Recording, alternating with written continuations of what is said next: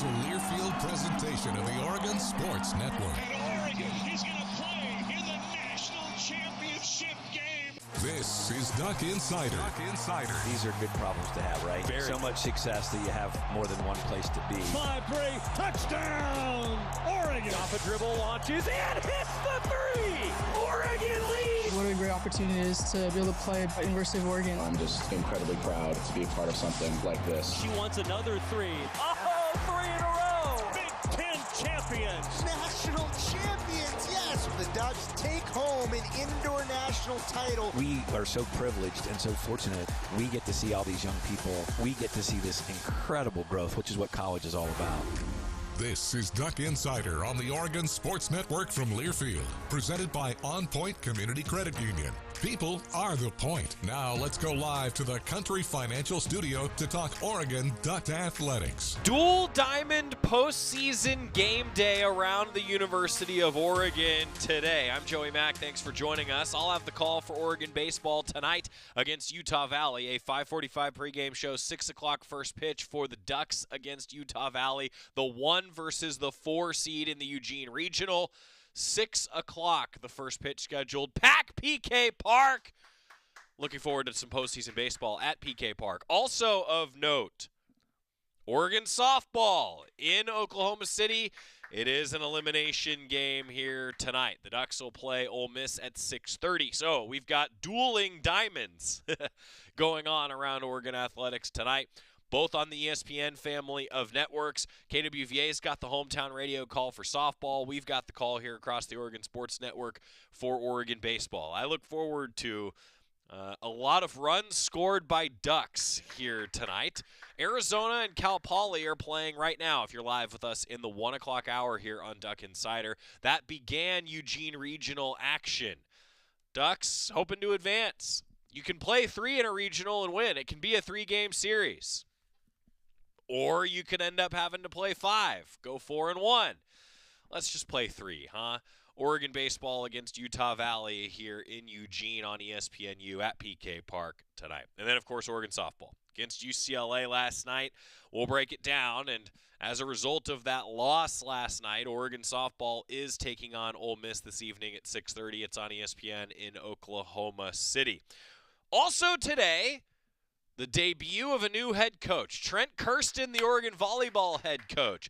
We found some time on the schedule. We sat down earlier today. We've got our introduction to Trent Kersten for you coming up here on Duck Insider. Going to talk softball, baseball, and some volleyball, as well as track and field with a few more qualifiers. Coming back to Hayward Field for the national championships in a couple weeks as the West first round and the prelims continued yesterday and into today. All right, softball. 4 straight hits to the right side, culminating in a Kedry Lushar RBI to put Oregon up 1-0. And when that happened, I thought, okay, that's Oregon softball. Just put pressure on, find a way to make it happen, and that's exactly what the Ducks did. Then you give credit where credit is due to UCLA. UCLA ends up with a 2-run home run on what looked like a pretty darn good pitch from Lindsey Grine. Yeah, that's what happens. You're at the College World Series. When you're at the College World Series, it's usually a good team that you're playing, and UCLA was exactly that. Then a leadoff double by Paige Sinicki in the 7th inning got the Ducks in business. A game-tying obstruction call on an infield grounder. Sinicki broke for the plate. Throw comes in. After a review, obstruction is the call. That is why you send the runner. I know there was a lot of controversy on what to do. And, look, the ball was ahead of Paige Sinicki. Yes, that is true. But that's why you send the runner in that situation. And the Ducks took advantage of it, got ahead. Elise Sokolsky in the game. A 2-run homer for UCLA ended it 4-2. A final score of 4-2 for the Ducks. And I'll tell you, it felt like a College World Series game. Just a couple hits, a couple swings that don't go your way. And sometimes that's the difference when you're at this point. Doesn't matter how you win when you're in postseason, you just got to find a way to win. This is now an Oregon team in an elimination game. Backs are against the wall tonight against Ole Miss with that 6:30 start. The Ducks have not lost twice in a row this season. The Ducks have not lost 2 straight games this season on the softball diamond. Win tonight, still in play in this double elimination Women's College World Series brackets. Remember, that's how it works. You get to the College World Series, there's 8 teams, it's double elimination brackets. Could still play a lot more softball heading into next week. That's what the Ducks are hoping for here from Oklahoma City. Melissa Lombardi, as you can imagine, likes that her team has bounced back a lot this year. Ducks will need to tonight. After that loss to UCLA, Melissa Lombardi met with the media in Oklahoma City. I absolutely loved our fight tonight. This group has been waiting all day. We've been waiting all year to be in this moment and to walk on the field and watch these guys look up and see the crowd and see our fans and to just know how hard they worked all year to get here was just an unbelievable feeling.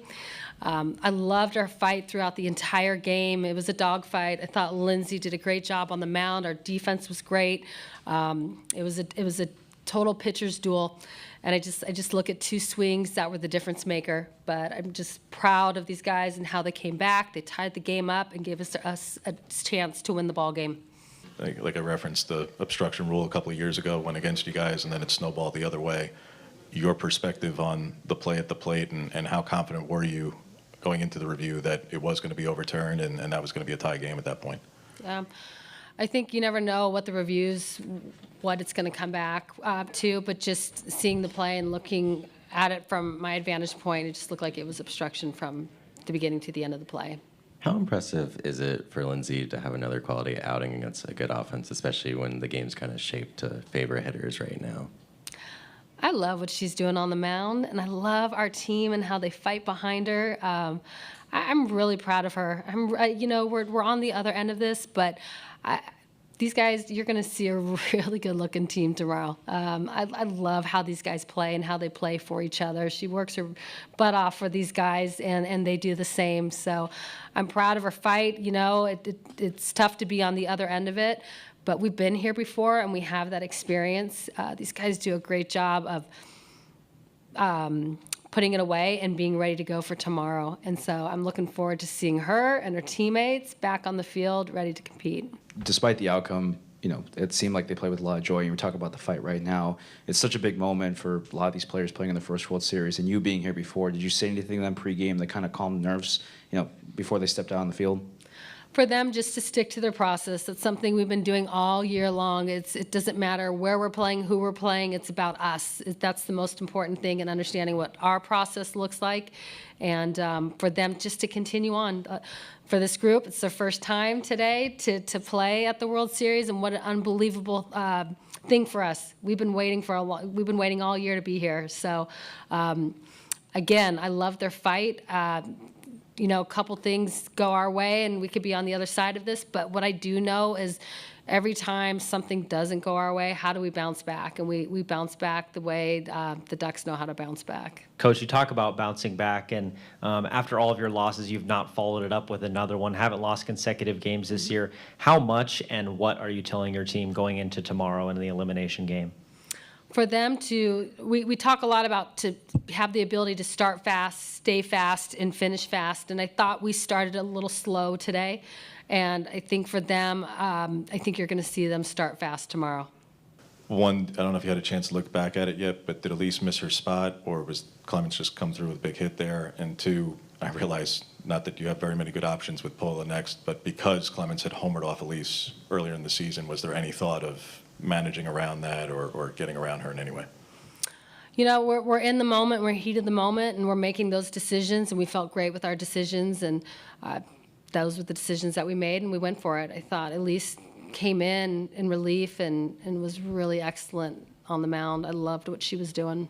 It gets lost in a game like this, but how much should we not lose sight of what Kedry did in this game on both ends? Because the hit early, but again, that catch at center that by replay, it sure looked like if she doesn't catch that or it goes off her glove, it's going over the wall. And again, that gets lost to a great play at the end for them. But how much should we not lose sight of the things that you guys did on your guys' end that very well could have been the game-changing plays the other direction? Yeah, definitely. Love watching Kedri come up and make that big play in center field, and then again to do it at the plate. To sit on that and get a hit for us and score that RBI. Kedri has been doing that all year. Like those catches, I'm not even surprised anymore. It's almost routine for her.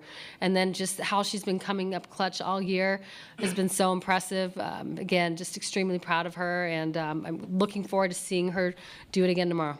For Kedri Lushar, that's big reason why she's an All-American. That's Melissa Lombardi, Oregon softball head coach, breaking down that 4-2 loss to UCLA. Few things do turn the other way, and we might be having a different conversation today. Now the Ducks get ready for Ole Miss at 6:30 tonight. It'll be on ESPN, an elimination game in Oklahoma City. Similarly, Lindsey Grine, Paige Snicky, Kedri Lushar, they were at the podium last night after the loss to UCLA, getting ready for Ole Miss tonight in Oklahoma City. Paige, walk us through your perspective on the play at the plate when a couple of years ago you were on the other side of an obstruction call in Stillwater that went the other direction. So what was your perspective on the play at the plate and how she impeded your path at that point? Yeah, I mean, for me at third base, I know I was just going to figure out any way I could score. I definitely got lucky in that situation, but for me to just go into the base as if she was in the way, as she was, that's all I had to do. And no matter what, I was going to figure out a way to score for the team in that situation in the 7th inning. So that's kind of what was going on and what was thinking in my head, was just figuring out any way to score. Lindsay, you said a couple weeks ago how, hitters sometimes are going to just hit their marks. It's just the way the game works. In a game where it felt like all your stuff was working and only the one bomb that was really the mark on your left, just how much did you learn from this game where maybe coming into tomorrow, there are no mistakes from here on out? Yeah, I mean, I think the hitters definitely get a vote too. It's part of the sport, it's part of the game. I think it's just having that next pitch mentality to move forward for my team. I mean, that's all you can do. There's no point in looking back at the past. So I think just continuing to have a short-term memory and a really competitive mindset to just focus on what's coming next. I mean, who knows? The future might not look perfect, but it also could work out really well for the Ducks, and I think it will. Kedri, how do you personally reset in this one? Because if not for one of those two swings, both your swing early and what looked like a far more incredible catch in center than you made it look like to most of us, were obviously two of the huge plays in the game up until the very end there. How do you personally reset when you had the kind of night that you did up until that point? Yeah, I think just doing everything I can for my teammates. That's what's always on my mind. It's never, oh, I want to get on base for me. I want to get on base for my teammates and just I want to do what I can, kind of like what Paige said. She's going to do anything she can to score, and that's how we all are. We're going to do anything to get it done for each other. Paige, as a veteran of this team, is there anything after a loss like this that needs to be said to the team heading into tomorrow's game, where obviously from here on out there's no room for error? It's win or where your season ends at this point. Yeah, I think this group is so good at bouncing back. We've shown it all year, and so I'm excited to see what we're able to do tomorrow. And I think for us, when we can change our mindsets to being competitive, we're so unbeatable. And I think that's what we're going to see tomorrow, is just how can we relax and trust what we've been doing all year and really just dive into each other and just really buy into that, because once we have that, we're so good. So I think today maybe we didn't see the game as much as the type of game that we usually play, but I think looking forward, I know all of us want to keep and continue to play games with each other, so I think you're going to see that type of fight show up every day. Lindsay, after your first pitch strikes went up rather significantly, and yet some of their offensive success, particularly their big bats, picked up after that, even when you were attacking the zone. What adjustments did they make there, particularly from some of their better hitters, Poya and Grant and Woolery, as the game went on, to have a little bit of success? Yeah, I mean, I think I always try and stay locked in on what I can do for our team. It's more about our plan versus the other team's plan. So I think just figuring out the umpire's zone, that's step one. And then from there, it's just collaborating with coach and just figuring out how we're going to get these batters out, and working with Emma as well. And like I said earlier, the hitters get a vote too. So I think just working pitch by pitch, and yeah. Lindsay, before this game, you were the last pitcher to face UCLA. 5 innings, complete game shutout in that one back in late April. You had your stuff working again tonight. What differences were you working with tonight versus the last game against them? Yeah, I mean, I think I like to stick to my process as well. That's what our team is really big on across the board. So sticking to what I do and what my process looks like with Coach and Emma and the rest of my team. And yeah, I mean, we're at the College World Series. I think that's the only difference. We're not at the Jane. And I think moving forward, just making Oklahoma City just like Eugene and making that for us, or our team. Good mentality, right? Heading into the matchup tonight. Ole Miss, the opponent. 6:30 the start time on ESPN. And then our buddies Aiden Hess and Saul Galvan will have the call on KWVA, the hometown radio call coming your way from Oklahoma City. Ducks in an elimination game. Season on the line tonight against Ole Miss. Postseason getting underway for Oregon baseball. We'll break some of that down and introduce you to Oregon Volleyball head coach Trent Kersten, his first appearance in the studio right after this on the Oregon Sports Network from Learfield. As a local community credit union founded by teachers, OnPoint is committed to supporting the students and faculty at the University of Oregon. And on game day, we're right there with you, on the field, in the bleachers, and in the classrooms. Drop by our local branch today and discover the many ways OnPoint can help support your financial well-being. OnPoint Community Credit Union. People are the point. Federally insured by NCUA. Equal housing opportunity. Hey Duck fans, at Country Financial, they make insurance easy. Whether you're shopping for home, auto, or more, their representatives will take the time to understand your specific needs and explain what options work best for you. Worry less and feel more confident knowing you're covered. Visit countryfinancial.com to get started today. Experience more with Country Financial. Auto and home insurance policies issued by Country Mutual Insurance Company, Country Preferred Insurance Company, and Country Casualty Insurance Company, Bloomington, Illinois. More Duck Insider from the Country Financial Studios after this on the Oregon Sports Network from Learfield. You say you never give in to a meltdown and never fill your feed with kid photos. You say you'd never put a pacifier in your mouth to clean it and never let them run wild through the grocery store.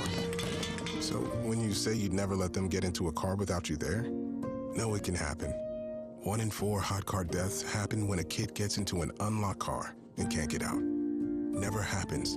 Before you leave the car, always stop, look, lock. Brought to you by NHTSA and the Ad Council. The possibility of lung cancer can be pretty scary, especially if you're one of approximately 8 million current or former smokers at high risk. That's why SaveByTheScan.org wants you to know that now there's a breakthrough low-dose CT scan that can detect lung cancer early, and it only takes 60 seconds. You stopped smoking, now start screening. For an easy quiz to see if you're eligible, visit SaveByTheScan.org. It could save your life. SaveByTheScan.org is brought to you by the American Lung Association's Lung Force Initiative and the Ad Council.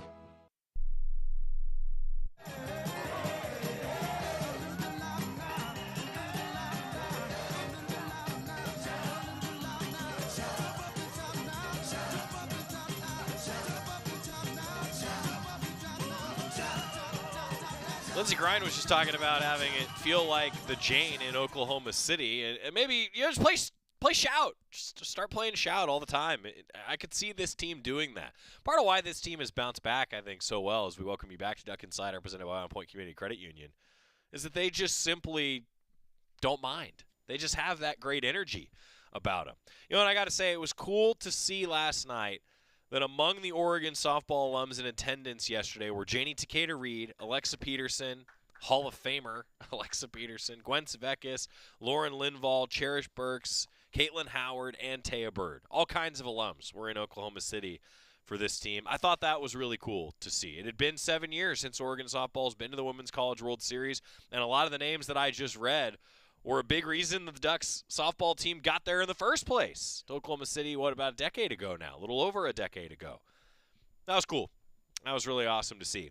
It's Oregon baseball game day. The Ducks are at PK Park at 6 o'clock tonight against Utah Valley. Myself and Ryan Milano will have a 5:45 pregame show for you across the Oregon Sports Network. Hear from Mark Wazakowski coming up in a moment. First, this morning, after I confirmed it with him yesterday, Trent Kersten's been truly a globetrotter.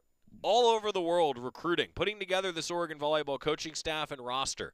And we got a chance to sit down with him earlier today, getting to know the new Oregon volleyball head coach, Trent Kersten. A chance for an introduction in the Country Financial Studio. Joey Mack joined by Trent Kersten, Oregon Volleyball head coach. Hey, thanks for being here, Coach. Thanks for having me. I got to tell everybody, like, Coach gets hired. Coach is recruiting. He's putting a staff together. He's all over the country. Then we get into basketball postseason. We get into baseball. We get into softball. We track if everything else is going on. Then the schedule comes out. Conference releases the Big Ten schedule, and I thought, okay, now's the time for the introductory segment. So thanks for doing it. How have you been? How are things? Yeah, great. Family's getting settled in. Good. Getting things rolling with the team. Just finished up training for this quarter, and they're going into dead week and getting ready for finals. But things have been great. All right. Well, I'm glad to hear that. Now, we have a tradition. You got to tell your 2-minute life story. Okay, everybody, so I did warn Coach. He came in, saw the leaderboard, and I know you were excited to see someone you knew was still at the top of the leaderboard. Yeah. Dave Butler put up a time that is going to be pretty tough to beat. I think that one might be up there for a while. Minute 59.56 still stands as the best. I have faith you can beat it. Your 2-minute life story on your mark, get set, go. Yeah, so growing up, I think both of my parents were high school teachers, so very naturally, I think that's what a coach should be, is a teacher, right? And so grew up in Southern California. Dad was a volleyball coach. Very naturally, again, wanted nothing to do with volleyball. I was like, no way, Dad. That's your thing. I'm going to play basketball or baseball or whatever it was, right? And finally, I'm 14. I'm probably, 6'3", and he like drags me to practice. And I get done with that practice, and I'm like, all right, this is pretty cool, like let's dive into this a little bit. The issue was I was the tall kid that couldn't figure it out. Like, everyone has that image of that person in their life, right? It's like they walk into the gym and they're like, oh man, this kid's going to be really good. Yeah. And that was totally not me. Interesting. And so I was on a threes team, and this was men's volleyball where there were only 3 teams. So you can imagine like the weight that carried on my shoulders, right? It's Sure. like but started to put some things together in my 18th year. I ended up walking on at UCLA. I was recruited by legendary Al Skates. He won 19 national championships there. That's a lot. That's a lot, yeah. And then had a coaching change and got to be coached by John Spraw. And he was the men's national team coach for a long time, and now he's the president and CEO of USA Volleyball. And has a lot to do with my why I coach. I wanted to recreate the experience that I had because of what I went through and the growth that I had. And so during that process, met my wife.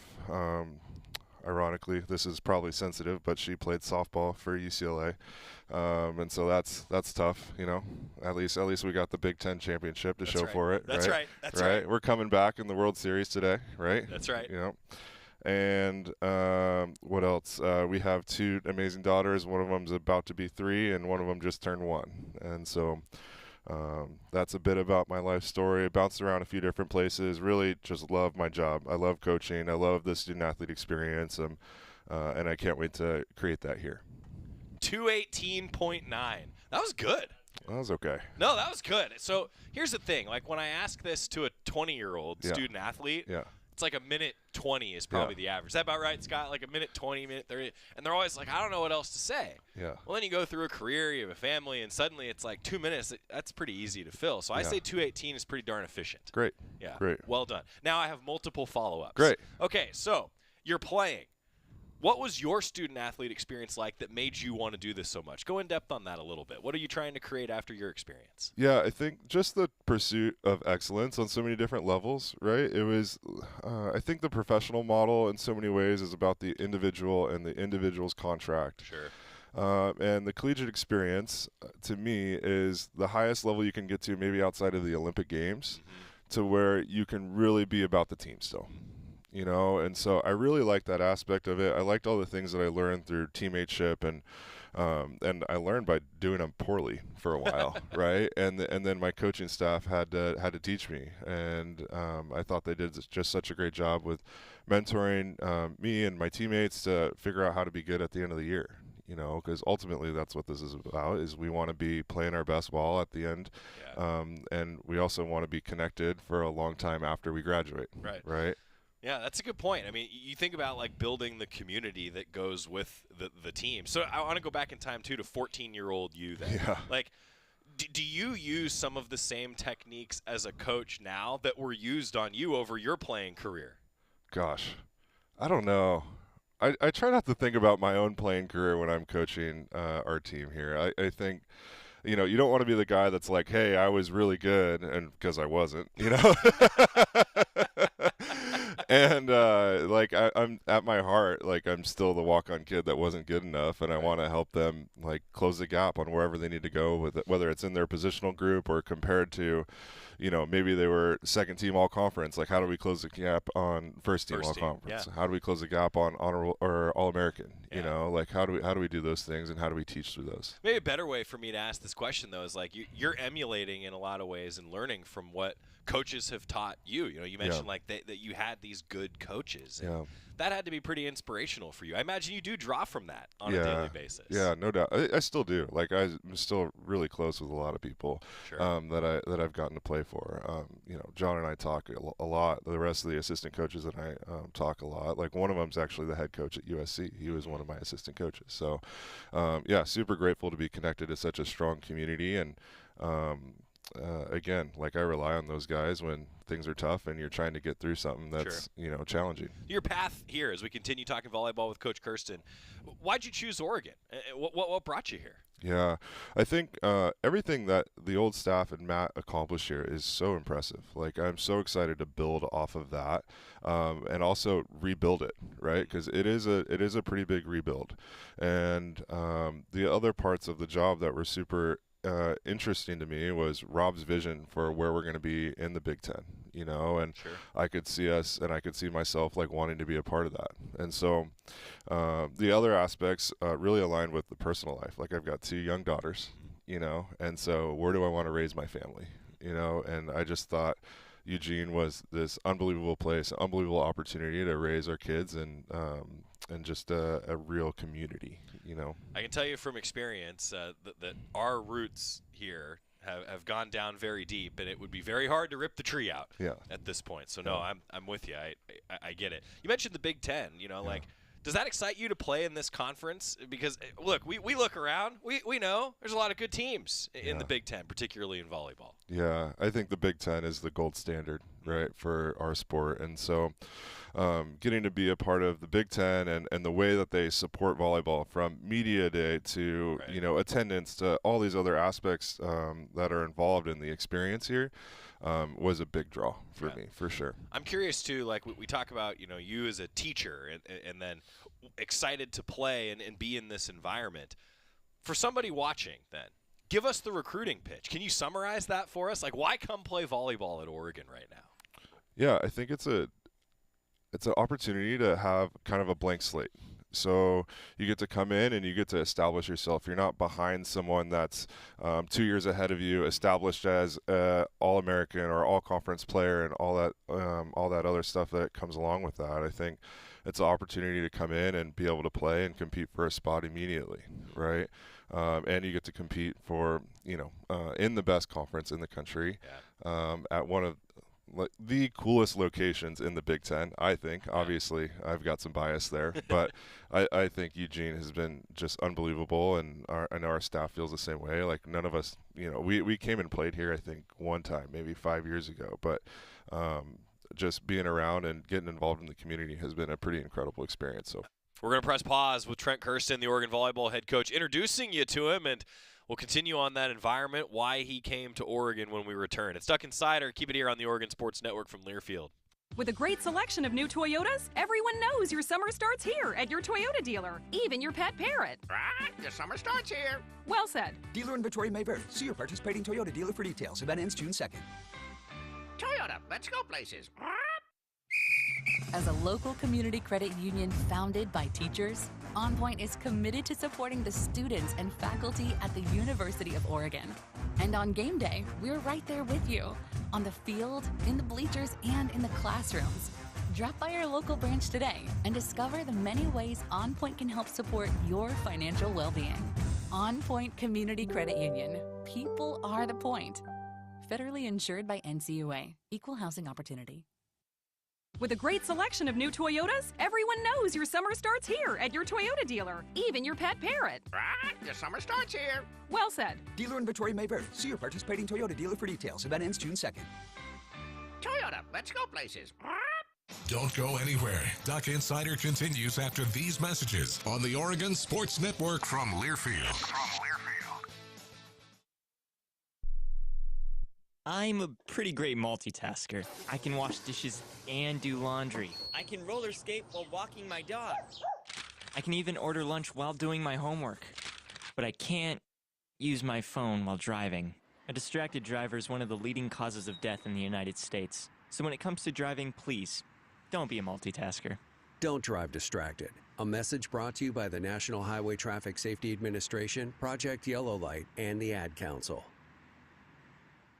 All right, son. Time to put out this campfire. Dad, we learned about this in school. Oh, did you now? Okay. What's first? Smokey Bear said to. First drown it with a bucket of water, then stir it with a shovel. Wow, you sound just like him. Then he said. If it's still warm, then do it again. Where can I learn all this? It's all on SmokeyBear.com with other wildfire prevention tips, because only you can prevent wildfires. Brought to you by the USDA Forest Service, your state forester, and the Ad Council.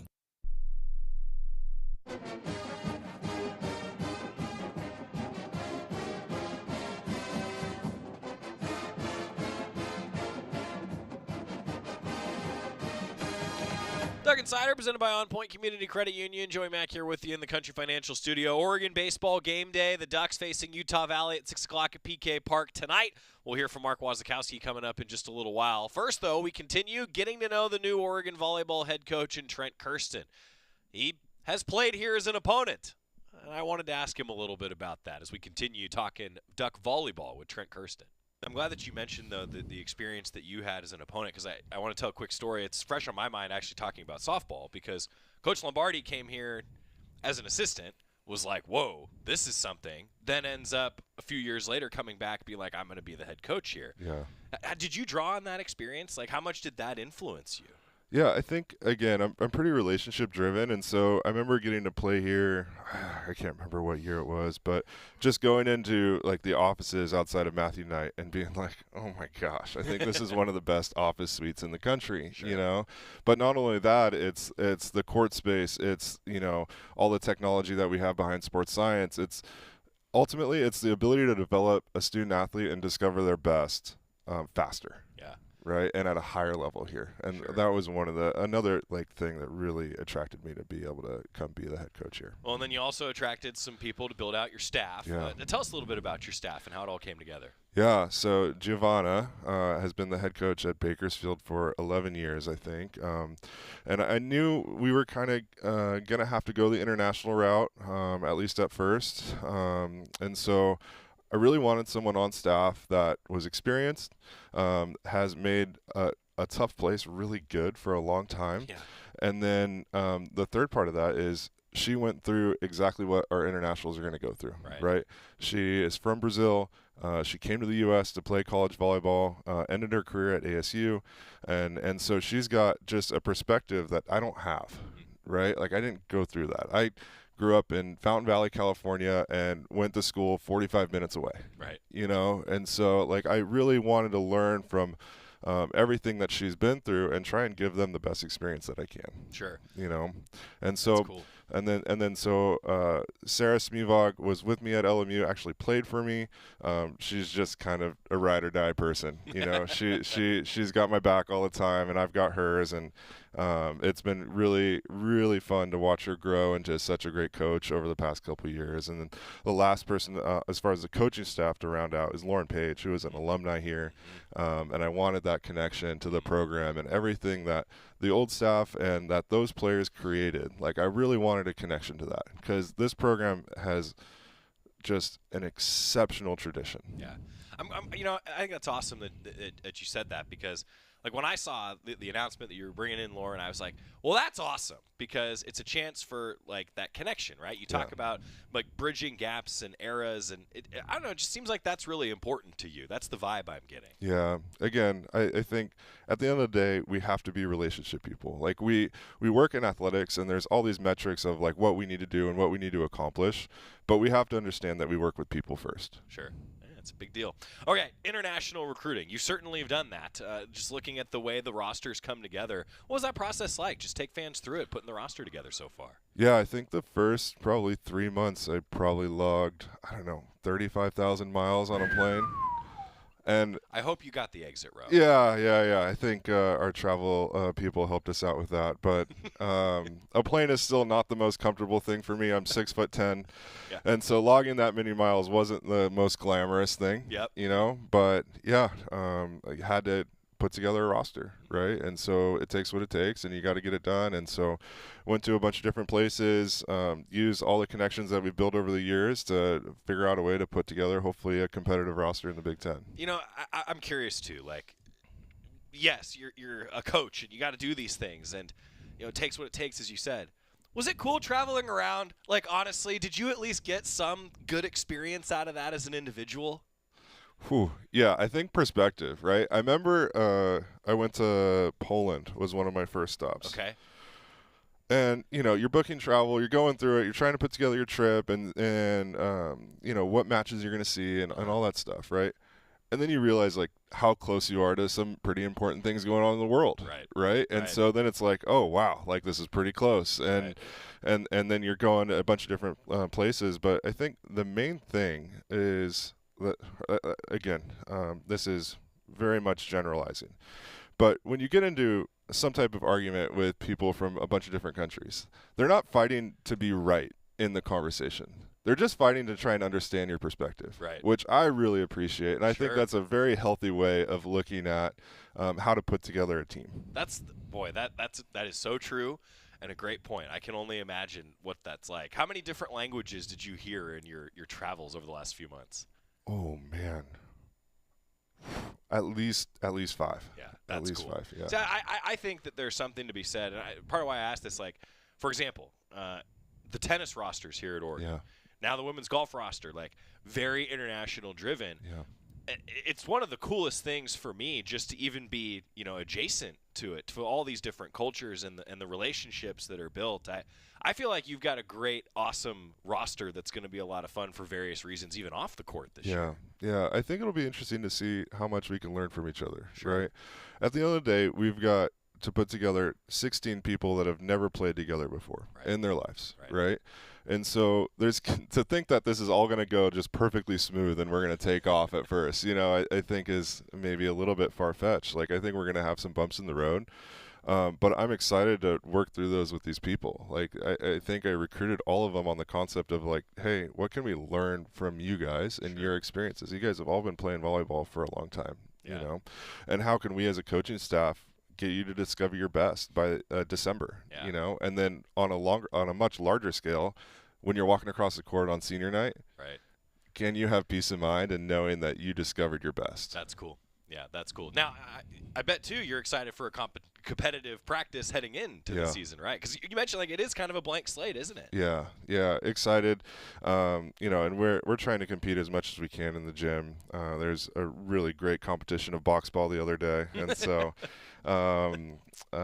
but excited to play some 6-on-6 volleyball for sure and get that going. And we'll see when our actual report date is. There's a little bit of variance right now, whether it's August 8th, which is more traditional, or a little bit before that. Yeah, so, it's interesting you bring that up because I've always said, like, volleyball and soccer, they come at you quick, right? Especially in a quarter school where classes don't start until later on in September. Like, that it does come at you quick, doesn't it?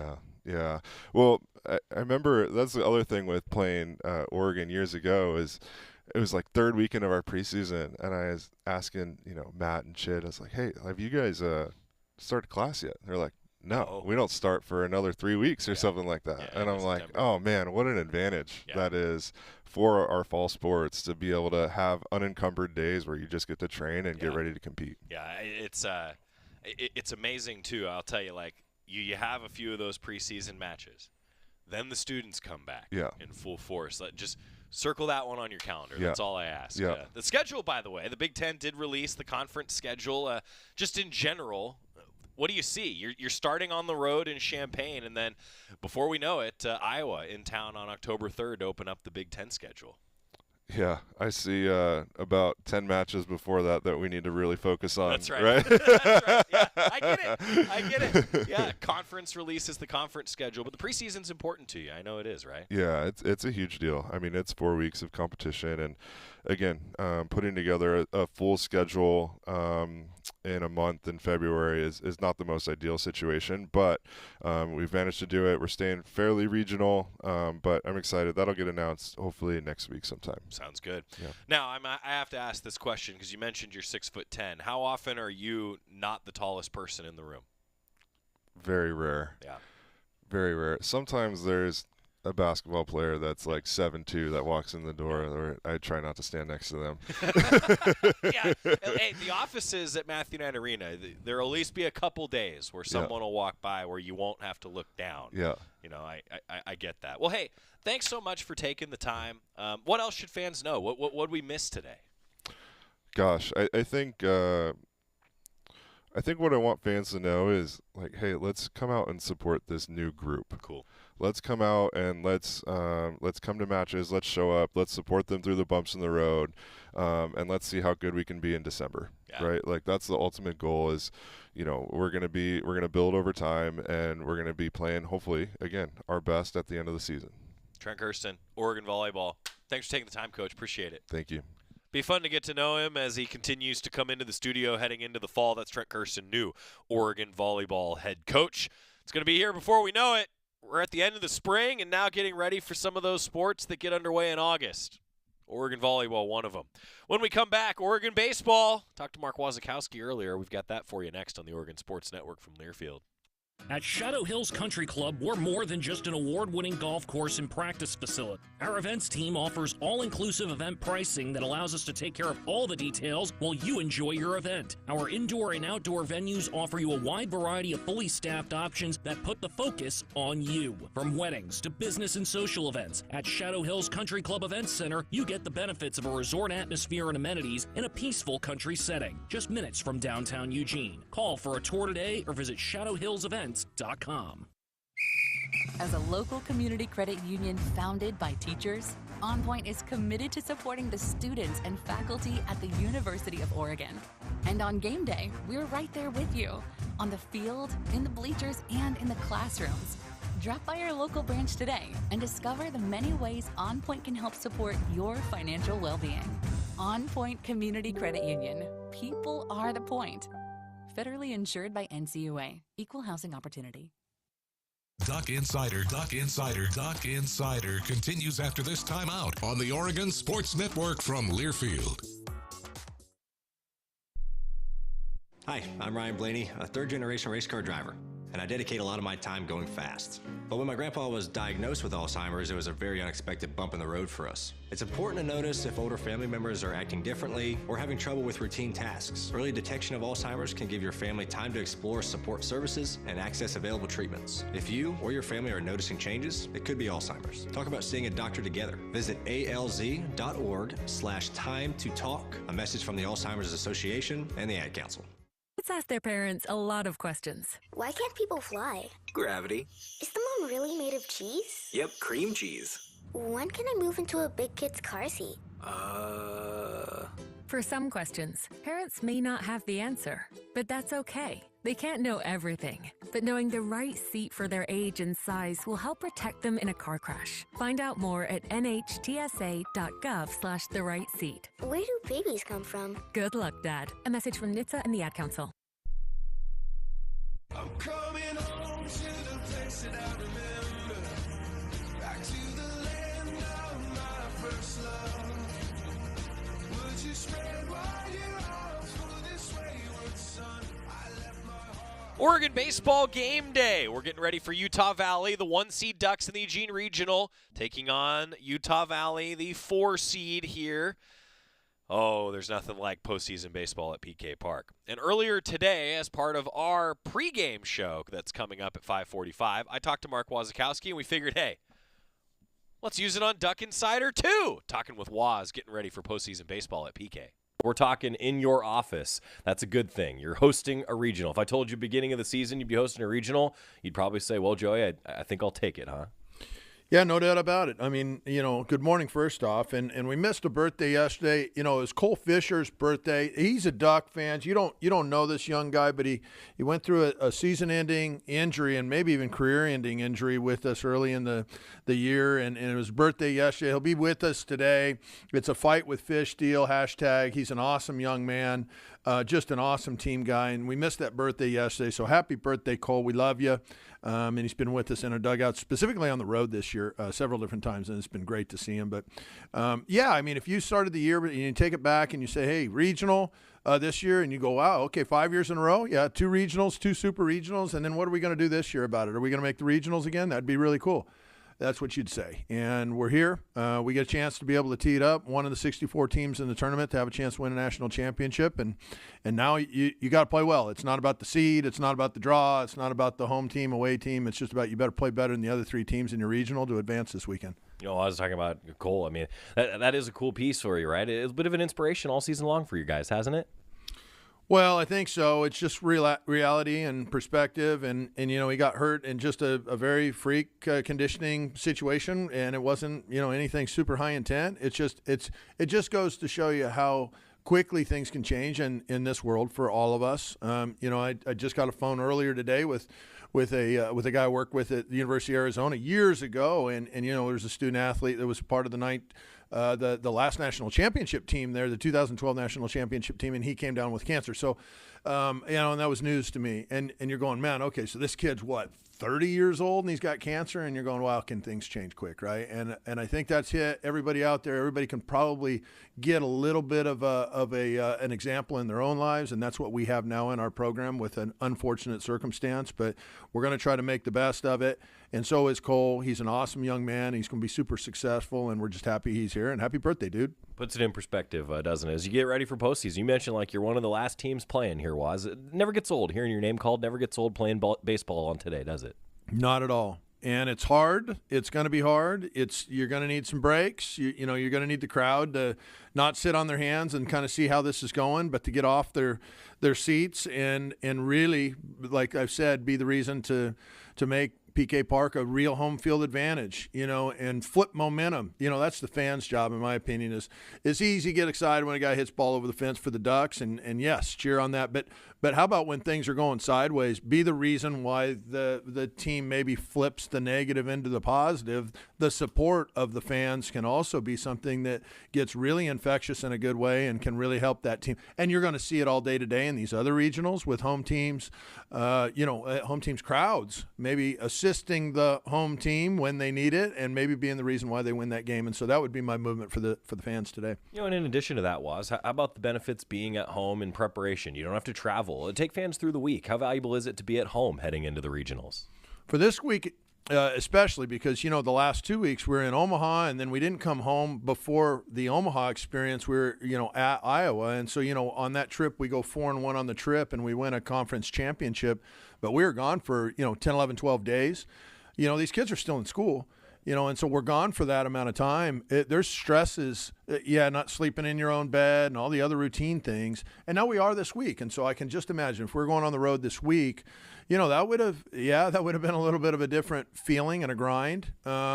Still doesn't mean that you would play any better or any worse, whether you're at home or not. But I do like the feeling of being able to prepare this week, sitting in my own office this morning, continuing to watch video and tape, sitting with you, because obviously we enjoy this time together. But nevertheless, we do have a chance to be able to be a little bit more comfortable, and that's the advantage of when you play super well throughout the course of the season like this team has.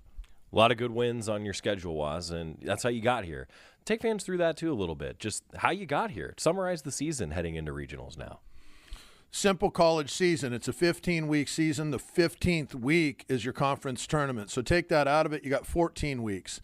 10 of the 14 are in conference play. All right, so 5 are on the road, 5 are at home out of those 10, and you've got another 4 non-conference weeks. That's it. All right, that's your schedule. And of the 4 non-conference weeks, you had Oregon State, you had Columbia and Rhode Island, whose people said, well, who are they? Well, they're regional teams fans. They're just like the Ducks. They're 1 of 64 right now, and they're in a regional out there. And you had another non-conference team. The only one left of the 4 was Toledo, who played in their conference championship game and just lost. And they would have been, in the regionals had they won that game. So in our non-conference, the 4 teams that we played, obviously the Oregon State situation where we go 4-0 against them, and we beat the other 2 regional teams, and then the 4 team didn't get in. So really strong non-conference schedule, even though some people out there were raising an eyebrow going, you don't have a great non-conference schedule. Wrong. Yeah, we did. And then we did good in the conference, so good that we won first place. And so, yeah, that happened too. Yes, there were some blemishes, just like you're going to see on any college schedule out there. And yeah, these guys are still, I think, 18 to 23 or so, and you're going to have that a little bit, especially with some youth. And it's not awesome when you see it go sideways, fans. It's not awesome for the coaching staff because we're in this thing with them. But at this point in time, I think we can rally the wagons and say, look, man, when we're circling this thing up, these guys have had a great season. They're ranked 5th in the country. Somehow we're the 12 seed when we're ranked 5th in the country. We won't talk about that. We're going to just really try to prove to the people that are out there how good this team really is this week and hopefully next week and then the following weeks to win a national championship. Those are the rest of the goals here for the season, and it's all in front of us. We're looking forward to it. In general, how do teams win in regionals, Waz? In your career, what have you seen as some of the successful keys to winning in a regional play? Being the aggressor, being loose, sticking with details, playing with fundamentals. Utah Valley, what's the scouting report? Old, they're kind of a rogue group. They're gonna get swings off. They got a big old strapping lefty from I think like Wyoming or something like that. That's probably 25 years old out there today. They're going to have a team that won their conference tournament. All the teams actually in our regional all won their conference tournament, and that's how they got the automatic bids into the regionals. But this Utah Valley club, they're an old club. They're not going to be afraid to swing the bat. They're predominantly right-handed. We're starting Jason Wrights today. Had we moved Grayson Grinsell up another day, and that would have been 2 out of 3 weeks to where we moved him up in the rotation. Kind of tough to ask guys to do that. You can, but I'm not in love with that. Jason's been throwing the ball super well as of late. He's on full rest, and he'll get the ball tonight. I like that an awful lot. He should match up just fine with the guys as long as he obviously executes his pitches. No matter who pitches, they got to be able to execute their pitches, get ahead in the counts, principles of pitching, and then fans do your job. Be the reason why, you guys are rolling out the ballpark, paying your hard-earned money to come out and see the Ducks play. Be the reason why we won, especially if, we're kind of stumbling along a little bit. We've already seen a few games early in the morning where, it's not easy to win in these regionals, and you're seeing that across the country. You talk about pitching, Waz. This question every coach gets heading into regional play. What went into the decision for pitching? How do you handle that for figuring out a regional when it's a little different from a 3-game series here at this time of year? Well, you could play 3 games. If you go 3-0, then you advance. If you lose a game in your first 2 games, then you're going to have to play 5 games, and so you're going to have to go 4-1. So you can play a total of 5 or 3, and so you have to build your roster. Your 27-man roster probably has to have another pitcher, maybe 2 on that roster, and you drop a position player or maybe 2, which sucks for the kids. It really does. But that's the structure of this round. Building who's going to pitch where. Well, first off, who's doing the best? Second off, who's feeling good, right? You're at the you're now in week 16. And so you're at the back end of the year, is everybody feeling good? That's a factor. And if they're not, maybe a guy needs an extra day. Maybe a guy doesn't need an extra day, and he can stay on a 7-day. But there's a lot of variables with this stuff. And the good news is I think we're reasonably healthy coming into postseason play, which is good. I don't think we're 100%. I think there's still some things, right? But overall, that's kind of what goes into the general part of it. I won't get too into depth about the details of that, but that should give you enough. Thanks, Waz. Go get them. Appreciate it. Let's get a W. Go Ducks. A little bit early for the Toyota Coaches Corner as part of our pregame that gets underway at 5:45. Get to hear it today on Duck Insider. When we come back, breaking down all things Ducks, including some tickets punched back to Hayward Field on the Oregon Sports Network from Learfield. Hey Duck fans, at Country Financial, they make insurance easy. Whether you're shopping for home, auto, or more, their representatives will take the time to understand your specific needs and explain what options work best for you. Worry less and feel more confident knowing you're covered. Visit countryfinancial.com to get started today. Experience more with Country Financial. Auto and home insurance policies issued by Country Mutual Insurance Company, Country Preferred Insurance Company, and Country Casualty Insurance Company, Bloomington, Illinois. As a local community credit union founded by teachers, OnPoint is committed to supporting the students and faculty at the University of Oregon. And on game day, we're right there with you, on the field, in the bleachers, and in the classrooms. Drop by our local branch today and discover the many ways OnPoint can help support your financial well-being. OnPoint Community Credit Union. People are the point. Federally insured by NCUA. Equal housing opportunity. Duck Insider, your home for the latest news on Oregon athletics on the Oregon Sports Network from Learfield. When might you be buzzed? When you suddenly love everything. You guys, I love this song. I love these nachos. I love our kickball league. Ugh! I love this guy. What's your name? You know what I'd love? A ride when it's time to head out. If you see a buzzed warning sign, call for a ride when it's time to go home. Buzz driving is drunk driving. A message from NHTSA and the Ad Council. I love your car. Is this real leather? When you're high, you feel different. You think different, you talk different, you draw different, you listen to music different, but you probably knew that. Problem is, you also drive different, and not in a good way. That's why driving high is illegal everywhere. So if you're high, just don't drive. Make a plan to get a sober ride. Because if you feel different, you drive different. Brought to you by NHTSA and the Ad Council. You know you make me wanna kick my heels up and throw my hands up and throw my head back and come on now, so good to see you real. Final segment on a Friday. We've got postseason softball elimination game in the Women's College World Series tonight at 6:30. Good luck to Oregon softball taking on Ole Miss, and then Oregon baseball in the Eugene Regional, the opening game for the Ducks against Utah Valley. Number 1 seed Ducks, the 12 seed overall in the tournament, hosting the Eugene Regional here this weekend. Game times will depend on the outcomes here. Ducks are hoping to be in the evening game. Scheduled for 6 o'clock tomorrow. Got to take care of business at 6 o'clock tonight first, then 7 o'clock on Sunday, Oregon baseball in the Eugene Regional. It's all coming up this weekend.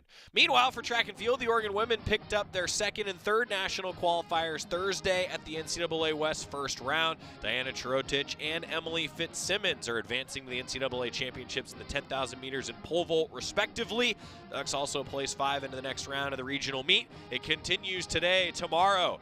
NCAA track and field qualifiers. All the details on GoDucks.com. My thanks to Trent Kersten. Best of luck on the diamond. We'll see you at PK this weekend.